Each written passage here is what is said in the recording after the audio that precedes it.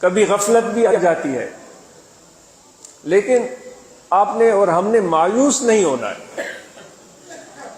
کبھی انسان کی نفس اور انسان کی فطرت اور جبلت اپنے اوپر غالب آتی ہوئی محسوس ہوتی ہے، تو اس موقع پر وہ انسان محسوس کرتا ہے کہ بھئی یہاں تو میں کیسے بیٹھا ہوں، میری دال تو نہیں گلے گی۔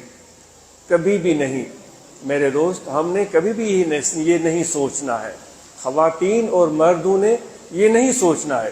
ہم نے اپنے اس تعلق والی تار کو جوڑے رکھنا ہے، بس یہ ہم فقیروں کا کام ہے، اس تعلق کو جوڑے رکھنا ہے، اس رشتے کو قائم رکھنا ہے۔ کچھ بھی ہو جائے، گناہگار ہیں تو بھی ہمیں قائم رکھنا ہے، ہم بہت زیادہ بدکار ہیں تو بھی ہم نے قائم رکھنا ہے، ہمیں بہت زیادہ پیار مل رہا ہے اس وقت بھی قائم رکھنا ہے، ہمیں پیار نہیں مل رہا ہے اس وقت بھی قائم رکھنا ہے۔ بلکہ پیار تو کچھ ہمیں تو غصہ نظر آ رہا ہے کہ ہم پر ناراضگی ہے، تب بھی قائم رکھنا ہے۔ بلکہ ہمیں یہ نظر آ رہا ہے کہ ہمیں غصہ تو ہے، لیکن ہمیں یہاں بیٹھنا بھی پسند، ہماری موجودگی بھی پسند نہیں ہے، تب بھی ہم نے قائم رکھنا۔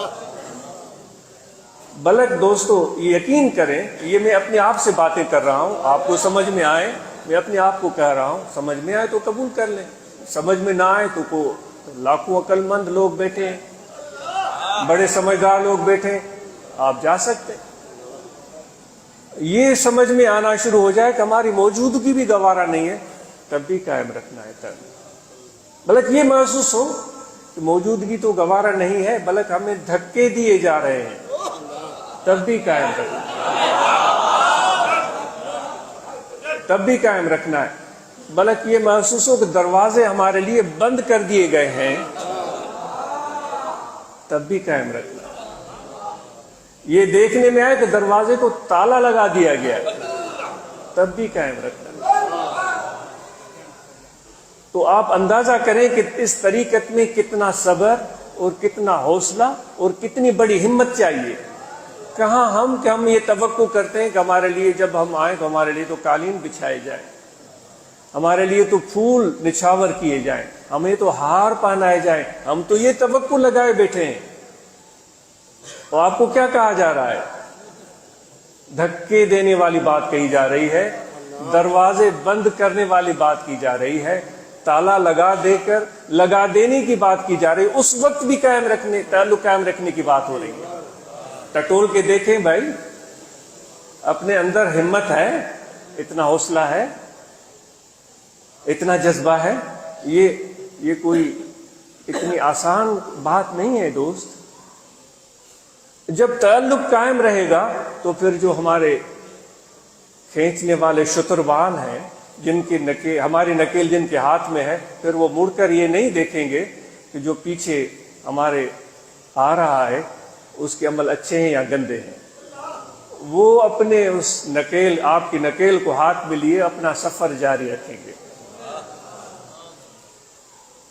ہاں، اگر بدقسمتی سے کسی نے یہ سمجھا کہ مجھے تو اس قافلے میں چلنے کی ضرورت نہیں، میں تو بڑا علم رکھتا ہوں، میں تو بڑا ہنر رکھتا ہوں، دوسرا قافلہ اس طرف سے جا رہا ہے، تیسرا قافلہ اس طرف سے جا رہا ہے، اس کو وہاں رنگینیاں نظر آ رہی ہیں، اس کو اس طرف بڑی خوبصورتی نظر آ رہی ہے، بڑے لوگ نظر آ رہے ہیں، بڑا ہجوم نظر آ رہا ہے، بہت زیادہ ان میں جوش نظر آ رہا ہے، یہ کہہ رہا ہے کہ میں اس قافلے کو چھوڑتا ہوں، میں اس میں چلا جاتا ہوں۔ اس کی مرضی ہے، کبھی بھی اس چیز میں آپ کو روکا نہیں جائے گا۔ لیکن اس قافلے میں اگر چلیں گے تو وہ جو طریقہ ہے، جس کو طریقت ہم بولتے ہیں، جو تعلیمات ہیں، جو دستور العمل ہے، ہمیں اس کے مطابق چلنا پڑے گا۔ تو اس نظم و ضبط میں ہمیں چلنا ہے۔ پھر وہ اس اونٹ کی طرح کہ اس اونٹ اس قافلے کی اس لمبی قطار میں چلنے والے اونٹ کچھ ایسے ہوتے ہیں جن پر جو ہے وہ ہیرے جواہرات لدے ہوئے ہوتے ہیں۔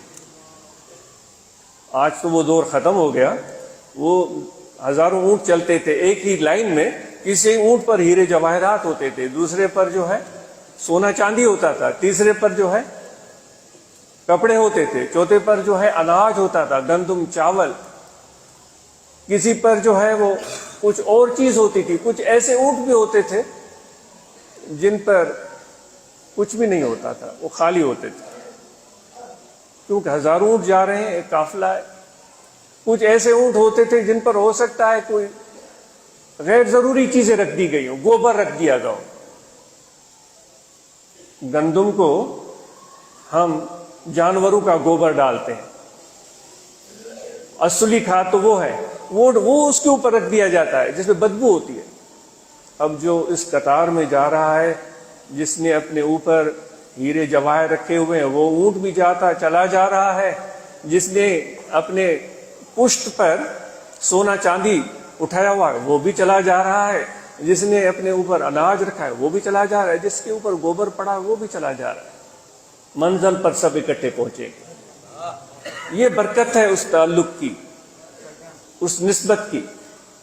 تو اس لیے اس تعلق، اس رابطہ اور اس محبت کو قائم رکھنا شرط اول ہے۔